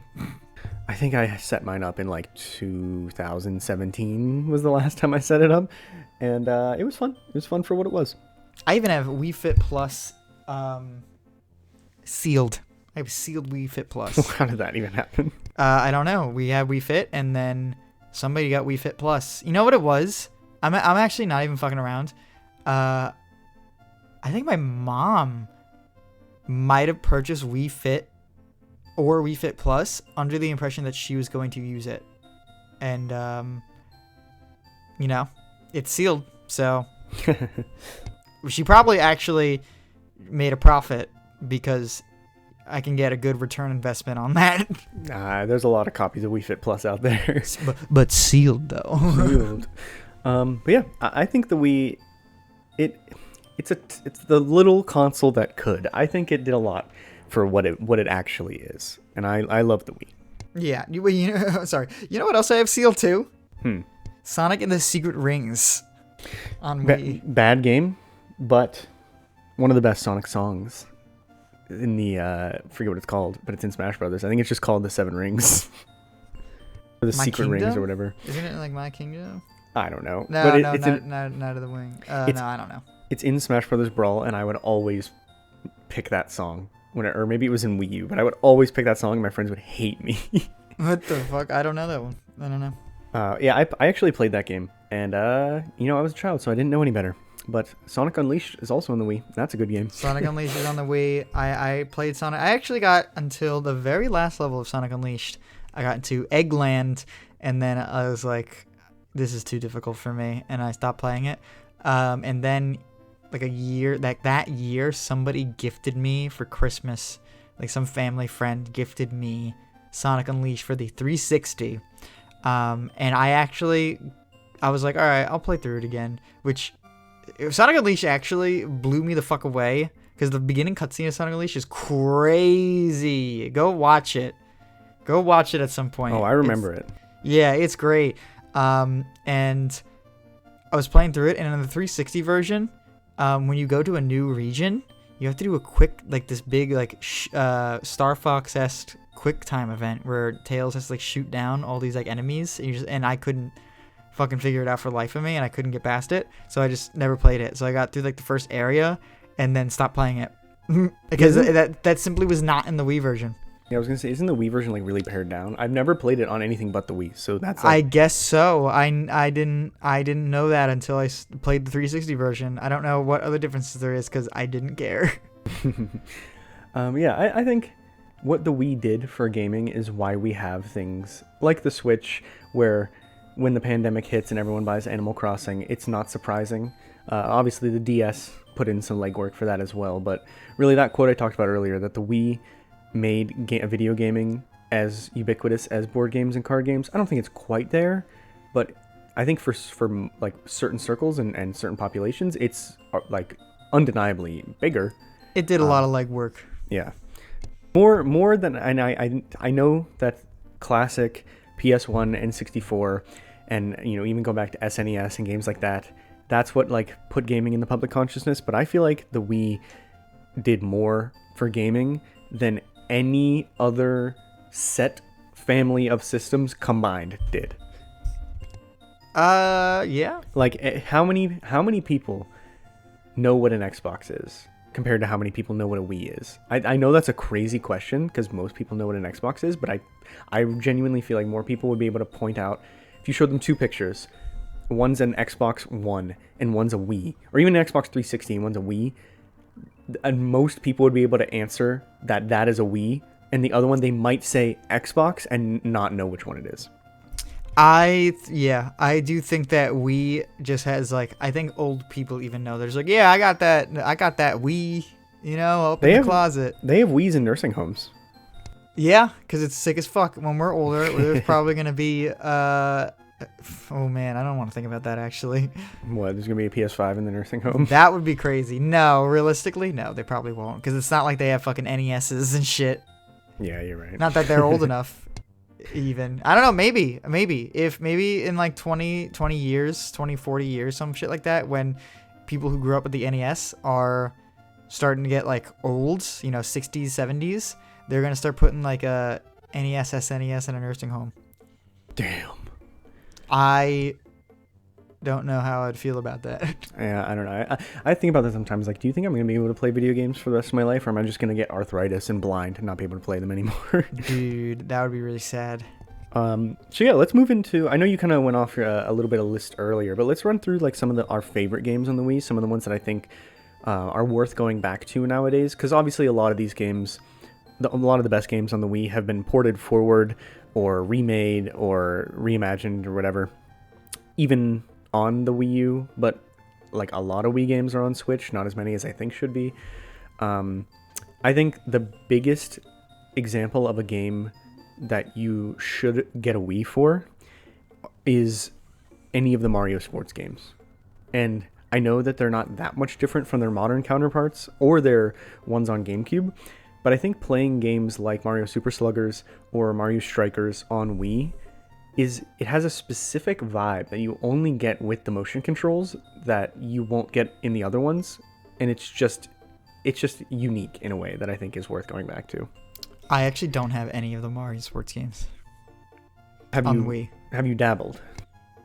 I have Mario Golf and Mario Baseball on GameCube, and I really fuck with Mario Golf. I loved Toadstool Tour so much that I actually got World Tour on 3DS, and that's a good game. I like the golf games. Yeah, I did they even have a Mario Golf on Wii? I don't think they did. Now that I'm thinking about it, because I don't think so. I think they might have skipped that. Wii Sports kind of had the golf on lock, because Wii Sports Golf is so fucking good, dude. Wii Sports Golf is quite funny. But like Mario Sports Mix, Mario Super Sluggers, Mario Kart, if we're gonna count that as a sport, and then I wouldn't, but close enough. It's like, the motion controls are on Switch. But Mario Kart Wii is a good game. Yeah. Those games are very unique on Wii, and I think they're worth going back to. You got the steering wheel. Yeah, absolutely. The little wheel. They still sell them, but it's not the same. Yeah, it's not. But they still work for what is it? The new Mario Karts. Yeah.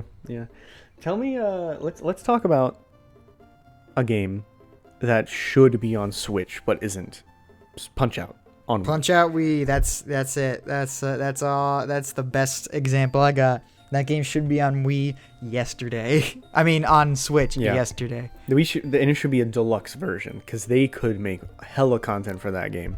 I don't know what they're doing, man. I don't know what's going on. What do you mean? It's been over a decade since the last Punch-Out game, and it's not even like it doesn't even make sense. It's not even like the last like the last like F-Zero game they made was like lukewarm, so they're like, I don't think this is profitable anymore. Or like Star Fox, those random Nintendo series that they're just like, this isn't making any money, let's put a lid on it.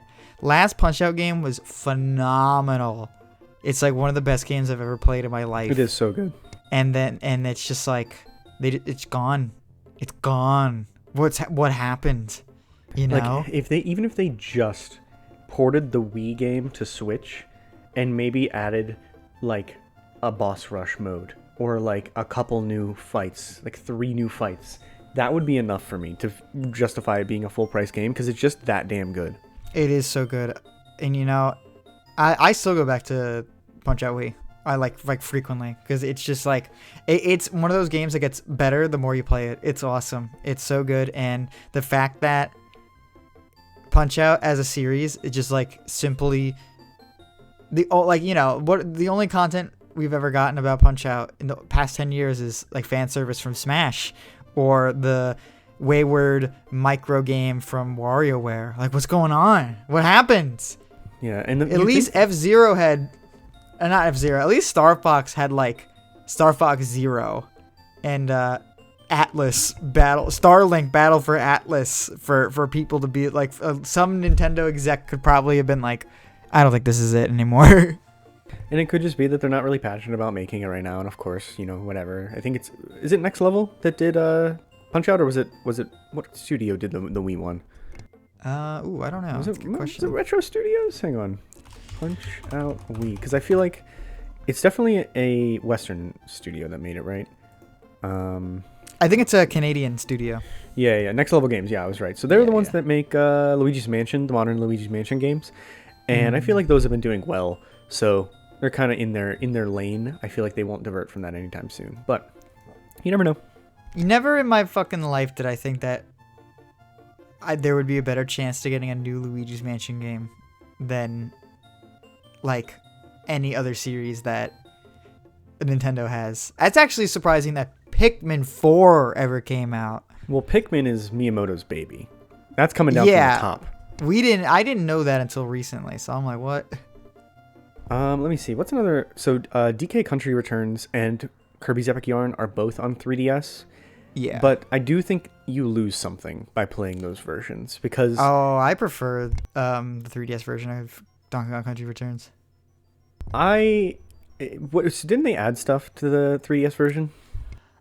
Yes, they added an entire new world, which is like the special world, when in the original it was just like a single level. So they added an entire new world, and it's a really good world. And then I think they added like some other mode or some shit like that. And I not only did I 100% that game, I 200%ed that game. It was not a great move. Yeah, I think those games can get really in the weeds with the difficulty and towards the end. Oh yeah, I mean the thing is, the actual game itself is phenomenal. Like I think this is Donkey Kong Country Returns is a 10 out of 10 for me. I love it. I would agree. But I did the mirror mode where you can only get hit once, and you have no Diddy Kong. Not a good move from me. Yeah, those games are tough.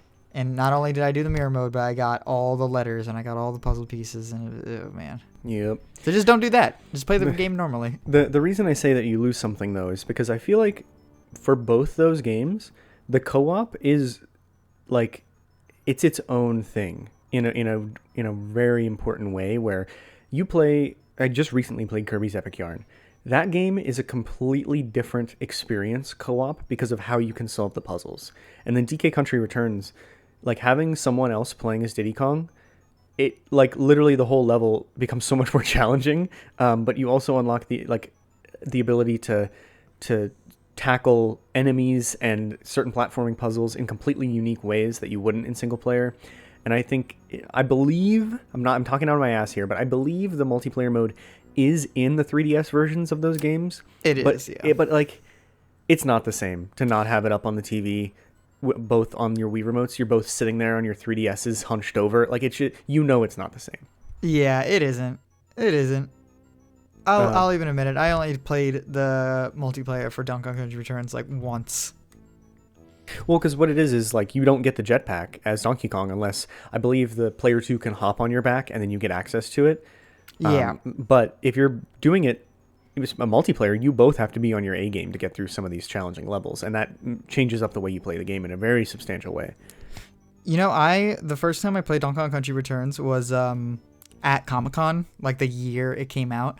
I was as a kid, I was with my friend, and we stood in line to play the demo for Donkey Kong Country Returns, and they made you fight the first boss. And I remember no one was beating that first boss as a kid. And then I play it now. I'm like, how is that possible? How did no one beat this? So I'm starting to think people were beating it, but we didn't. So I just fabricated that story to make myself feel better. No, that first boss is pretty hard, if I remember. Like all the bosses in that game are decently tough. Maybe. I don't know. I played it so much that I can, do it with my hand tied behind my back.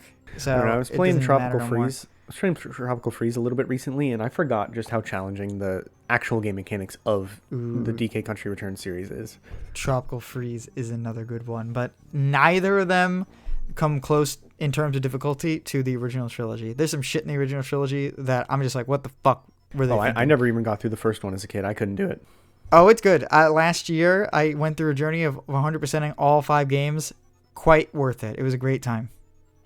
What's another game on the Wii that you would recommend people go to their local game store and get a Wii for? Guitar Hero. Guitar Hero was, blockbuster smash when it came out. Absolutely. So Guitar Hero 3 was definitely on Wii. Where was the ones before that? Were they on there? Or? I don't believe so, because they were a couple years older, but Guitar Hero 3 is the baby, I feel like. That's the one that a lot of people really played and really popularized it. That's the one that I remember everyone being like, this is it.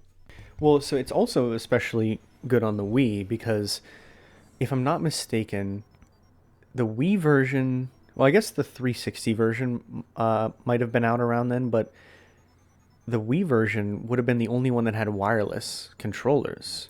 Yeah, which depending honestly, on the 360, I don't remember. But. Yeah, it's not that good though, because I don't know. Maybe I was spoiled by Clone Hero, but I played a lot of Clone Hero a couple of years ago, and then I launched up my Wii for Guitar Hero 3, and there's a lot of delay. Oh yeah, I mean everything on the Wii has delay. Yeah, but like this is like unplayable. I was like, I can't play this. I'm getting a headache. And also, that was the other thing, was that the guitars were cheaper on Wii because it was a peripheral for the Wii remote. Right. It wasn't its own controller. So like I think Guitar Hero 3 specifically, and then what was the one after that? World Tour maybe. Yeah, World Tour, and then there was a bunch of band-specific ones like Aerosmith. I have Aerosmith, I have Metallica, and I don't know if they made a lot. I think the Beatles Rock Band, that's different. It's Rock Band, and then they have like smash hits and shit like that. Yeah, so like I think Wii is probably one of the best places to play them just because of the ease of access to the controllers, especially nowadays, because those things are hard to come by. Yeah, do you remember? There's Guitar Hero Rock the 80s too. I didn't have that one, no. I didn't have that one either, but I knew about it. I had 3 in Aerosmith, and I think those are the only 2 I ever owned, and then I moved to Rock Band. The Metallica one is good. Is it all? So I always wondered that about. So the Aerosmith one was all Aerosmith, but it also had, if I'm not remembering correctly, I believe it also had a track list of just like, here's some other songs. Oh yeah, they got like accompanying acts and shit like that. I'm pretty sure Metallica had like songs from Iron Maiden and other metal bands and shit like that. Yeah. Let me think. What's another good Wii one? Trying to like any of the WiiWare games that never got ported forward. I guess you can't get them now, but there are allegedly ways to access them. And I think a lot of them are kind of almost lost media in that some of them have other versions, but they aren't the same as they used to be back then. And just the whole idea of the downloadable store and the virtual console, like that whole thing was crazy to have at the time, especially as a child. The virtual console was crazy on the Wii. I didn't know that until recently. What the fuck are they doing with the Switch, man? Yeah, they already figured it out with the Wii.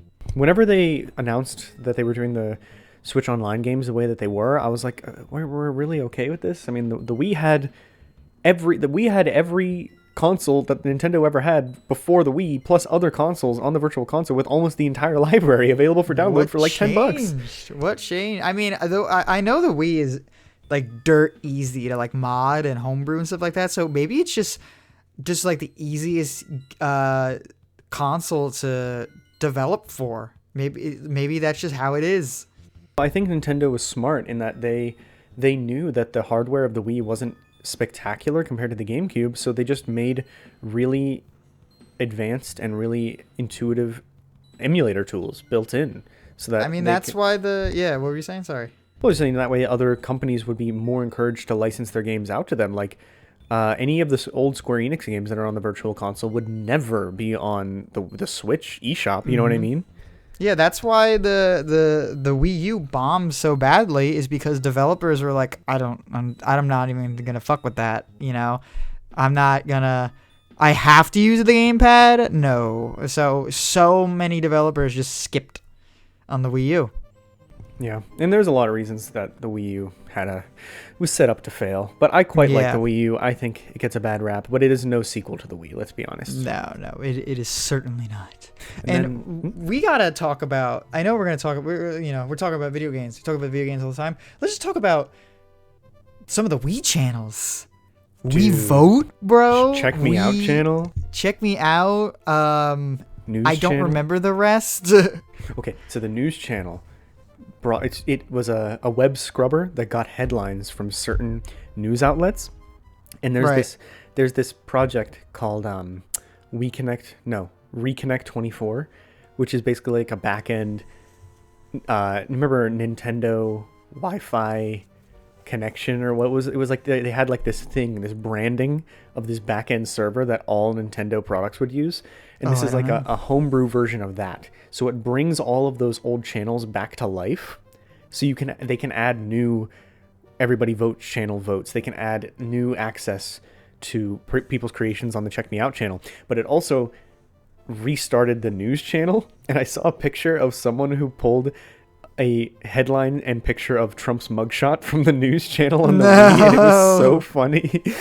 That's so funny. Oh my god. But like these go on with the channels. I want to hear what you have to say about them, because I honestly almost forgot about them because they're so like low key but also so integral to the platform. I mean, yeah, what could you say about, the Me channel, the Me Maker and stuff like that, We Vote, the news, the weather. It's just like it's like in the DSi when you got like Mario Math and shit like that. Dude, the video channel. It was the video channel. Yeah, like you're watching Smosh up on the Wii. You're like, yay! Did you ever watch Nintendo Minute as a kid? Nintendo Minute? No. So you don't know about Nintendo Minute at all, because it just ended like last year. No. So it was eventually a YouTube series with Kit and Krista, who were like big Nintendo of America personalities. Now they kind of have their own Patreon and everything. They have a cool podcast. But they started out as a weekly or bi-weekly, maybe monthly. I don't quite remember, but it was a series on the Wii video channel where you'd open up the Wii on like a Sunday morning and it'd be like new Nintendo Minute, and it was basically just like there's a show that IGN used to do, I think it was called The Fix or something, or whatever it was, where it was just like 10 minutes 20 minutes of like, here's some headlines on new games that are coming out, here's some developer interviews, and then here's like a cool little like personality section. Like I remember one of the last ones they did on the Wii was when Kid Icarus Uprising was coming out. And I remember they had a thing where they were like, we're going to play the game here and like show our first impressions and stuff. And I used to watch that every time it came out on the Wii. I never did, but that sounds sick as hell. Yeah, like they were taking big swings with crazy shit on the Wii that they were also oddly a couple steps behind everyone else, but it was, I don't know, they were off doing their own thing in a I don't know, that was the first instance of a console being like, because Game Boy, original DS, GameCube and shit like that, you pop the disc in, you hit the start button, and the game just plays. There's barely even like a home screen. But now the Wii was like, here's the game, here's all this other shit that's going on too. You can even get mail. I was like, whoa. You can send messages to your friends. You can send messages to your friend, and every day you'll get a wrap up on how much you played. So you have to delete that. Make sure your parents don't see it. Man, I love the Wii so much. And apparently, wait, before we move on to that, we got to talk about Rhythm Heaven Fever. I was about to move on, but listen, me and you can be honest. Without Rhythm Heaven Fever, there is no Soft Lock Podcast. There is no me and you being as close as we are. That game is integral to our friendship. That is true. You don't think that we would have found something else to fill the void? I do. I do think that it expedited the process, and it is very special, but what do you think would have replaced it otherwise? Probably like WarioWare or something. Smash Bros. But I don't know. It was either way. Rhythm Heaven is such a special game. When I was a kid, it was a special game. Whenever I was in college, it was a special game. And yes, a lot of those mini games are in the 3DS Rhythm Heaven Megamix, but they're just so much more tight and like challenging on the Wii in a way that I think anyone who is interested in rhythm games, or who's interested in playing a party game that's hard instead of easy, should check it out. It's also so appealing to everybody. You just start playing it in like the room with everybody, and then by the end of it, like of one song, everyone's like, "Yeah, I'm in it. I'm in it." Everyone loves it. Everyone enjoys playing Rhythm Heaven. That I've like come into contact to, and I do agree. I gotta say, it is better to build a friendship off of Rhythm Heaven Fever than of Smash Brothers. If we built a friendship off of Smash Brothers, then oh man, I don't even know. The dynamic would have been off. I would have owned you as Wolf for about a year, and then I would have never won again. What? I Why? was so into Smash Ultimate the year that it came out that I played it like every single day for hours. It was the only thing I had in my life for almost a whole year. And I was like doing tournaments online. I was running game nights every week in college where I was just playing Smash. And I was in the lab training, and I don't do that in games. But then I kind of just... you were doing the training room? Yeah, training room, like practicing combos and stuff. And then I just completely dropped off of it over the pandemic. Yeah. You know what? I'm with you on that. I think I have like 400 hours in Smash Ultimate just because it's so good. It's so good. Yeah, and Smash Brothers Brawl, also pretty good. Yeah, the only problem is that you go back to Smash Bros. Brawl, go back to Smash Wii U. It feels like you're playing in slow motion. You're playing a video game through a tub of water. Yes, especially with Brawl, that's true. But Brawl isn't my favorite Smash for the gameplay. Brawl is my favorite Smash Brothers though because of everything else. It is the most complete package of a Smash Brothers game. I wish they doubled down on World of Light, because Subspace Emissary, like, I don't know, you know, it's not like the most airtight thing ever, but it just works so well. It's so fun, you know. Subspace Emissary is not fun to play, but it fucking rips every time. It rips. It rips. Even when you're like, God damn it, this sucks, and you get to the Great Maze or whatever, it's still like a good time. So yes, we love the Wii so much, and apparently a lot of people do, because we went out on Instagram and asked you, what is your favorite Wii game? And we got a lot of write-ins, so let's go over some of those now. Woo! Sam T, my girlfriend, she wrote in, our biggest supporter, she writes in with Twilight Princess. Quick shout out. She loves Twilight Princess. Me and her are going to play through it sometime soon. We do have it on Wii, but I never really got around to getting the Wii U version, and it is expensive now. Yeah, now it's quite expensive. She also says Wii Sports Resort, specifically the airplane game where you fly around and collect the eyes. Now, boy, do I have a game for you called Pilot Wings. Oh, yeah, I was going to say. Isn't that what it is? Isn't that literally what the minigame is? Yeah, it's just Pilot Wings. And then they made the 3DS version of Pilot Wings that was on Woohoo Island that I'm pretty sure is on the same, like, at least lighting and graphics engine as the Wii one. It's good, but it's just Pilot Wings. Woohoo Island. Love Woohoo Island. We got some shout outs for Pokemon Revolution, which is the spiritual successor to Pokemon Coliseum that I really liked. I don't know if you ever fucked around with Revolution, but it was pretty cool. No. In the Sonic Storybook series, which we were talking about earlier, just what the fuck were they doing? Oh, yeah. So that was... Well, they only made 2 of them, I believe. Yeah, I think it was planned Sonic to and the make a third Secret one. Wings. Yeah, I did not play Sonic and the Secret Rings. I did play Sonic and the Black Knight, and that one was just, you know... I was like, what is going on here? The beginning of the game starts out with Sonic falling through a portal, falling like 80 million feet in the air, landing, and then catching his chili dog and eating it, which is the only instance of any Sonic game that I've ever seen in my life that brings up the chili dogs. But it's so intrinsically linked with Sonic. They had to do it. I don't understand why. I really think that it was just from the original Sonic cartoon, because the writers were just like, we just need some shit for him. We don't have... Like, what is his personality? He's just like a fun-loving... Yeah, he's like a dude with attitude. He loves chili dogs. Who gives a shit? Then we got a write-in for one that I'd never heard of. So this is from Hill to Thrill, Jerry Rice and Nidus Dog Football. It's Madden, but with dogs. So I looked this game up and I watched a review. Have you ever watched Wii Viewer, the YouTuber? No. It's this old school YouTuber who does like straight like 20-minute critical reviews of like the weirdest games you've ever seen. And I watched his review of this dog football game from 2011. It was uploaded in 2011 when the game came out. And it is just like a shitty football mini game, but your dogs. That's awesome. But it has like progression, and you get money for winning, and then you can spend that on new treats and toys to like chow garden your dogs to make them better. Dude, And who the fuck is Jerry Rice? he's a NFL player, Oh, I believe. I don't know sports, but the name sounds familiar.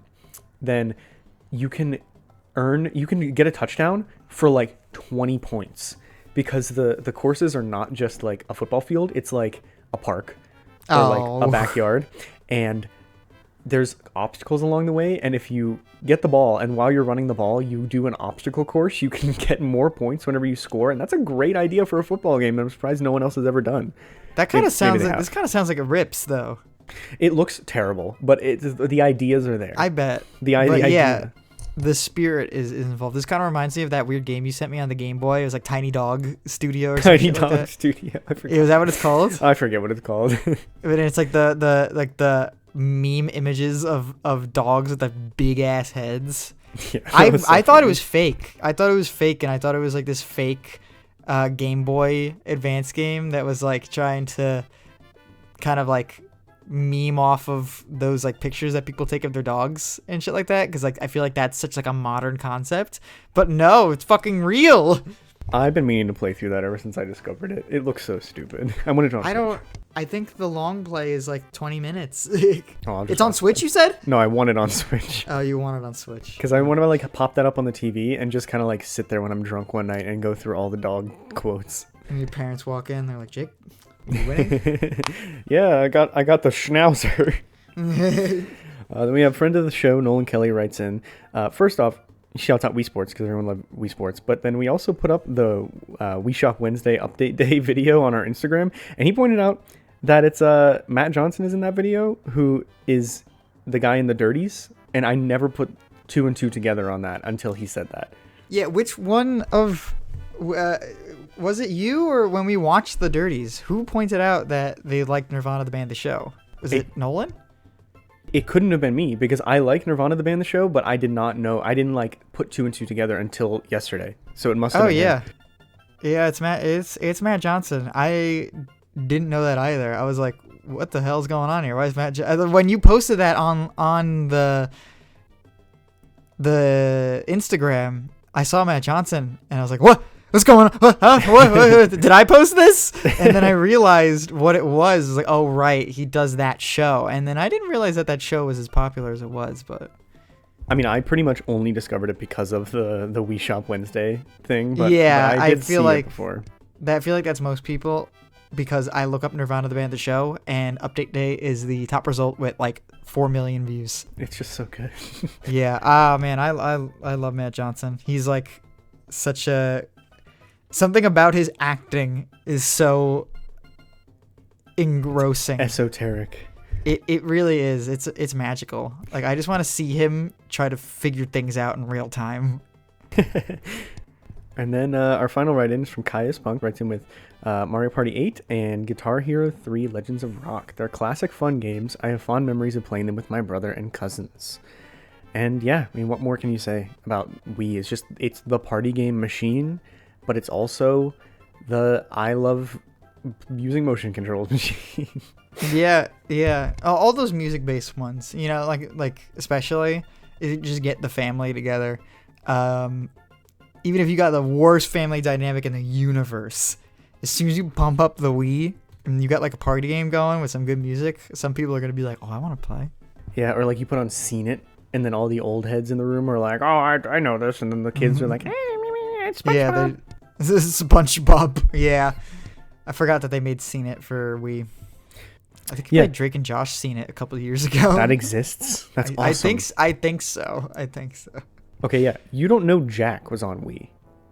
That's... Oh, man. I mean, we know where that ended up. Yeah, man. That is... Those guys at Jackbox are probably the coolest people to ever exist. I don't know. I don't know what I meant by that statement, but like, just good for them. They just know how to have fun. I love seeing like a successful series and then finding out that they were around for a long time and it's just like, oh, they got their big break. They did it. You know, like they really fucking got it. And I don't know who kinda this cornered Jack the guy market. is. Yeah. They did kind of corner the market, but they do make the best shit. They make the best Absolutely. fucking games. But yeah, I don't know who this Jack guy is. I don't know if he's real or if he's just like the Valve dude, you know? The Valve dude. I don't know, you know? I'm kind of curious myself. Yeah, I wonder if there's a guy out there, because isn't the... Oh, no, never mind. I was like, in my mind, because I had... You don't know Jack. In my brain, it had, like, a real dude on the cover, but I'm looking at it, and that is not a real dude. Oh, yeah, it's like... I mean, they might have modeled his face off of somebody or something. Yeah, I mean, they probably did. What the fuck is with the Valve guy? I'm looking at the Valve guy right now. Mr. Valve. I'm looking at... What the hell? Remember What's whenever going they on? changed the Valve intro to him turning around? I thought they were, like, doing something. I thought Oh it was going to yeah, expand yeah. and become crazy. He starts turning around. What game was that for though? No one Portal knows. 2? Was it Portal 2? Maybe? I don't remember. I'd probably have a dude. Imagine he turns around, he looks you right in the eyes, and he says your full name. No. But yes, thank you everyone for writing in with your favorite Wii games. That's been our episode on the Nintendo Wii. I really like this episode. I like the episodes about the platforms. We've done the Nintendo Switch and the Nintendo Wii now. Maybe we'll do a non-Nintendo platform eventually. But I think it brings a unique vibe that the genre episodes don't, because we both have such different experiences with most of these consoles. And especially hearing about how you blame the Wii for the Kinect. That was wild. Oh well, no. It's I not, know, again, I it's know. not fair. I blame Microsoft, but if we're gonna be really specific, the Wii put the idea in their head.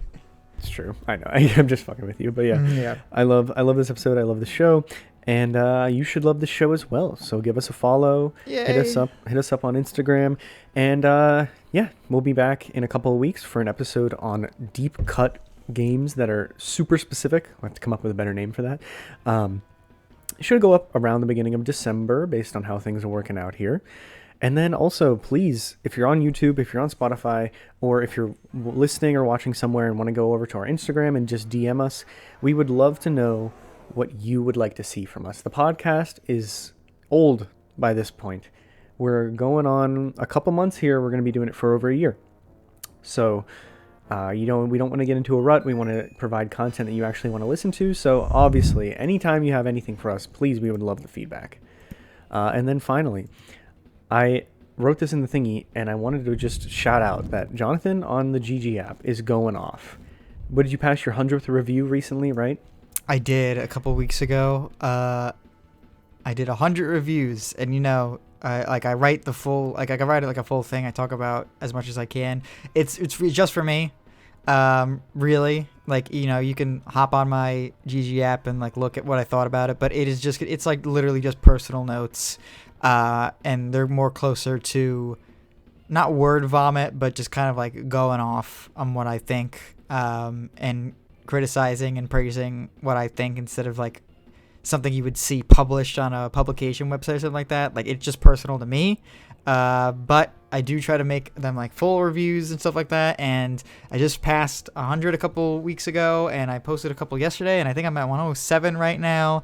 So yeah, I guess check that out if you're interested. I think the links are around, but every time I beat a game, I try to make a review of it, and I just like honing my craft and trying to become better at reviewing games. So yeah. Yep, I just wanted to shout that out because people who watch the show, if they want a little more content from us, there's plenty on there.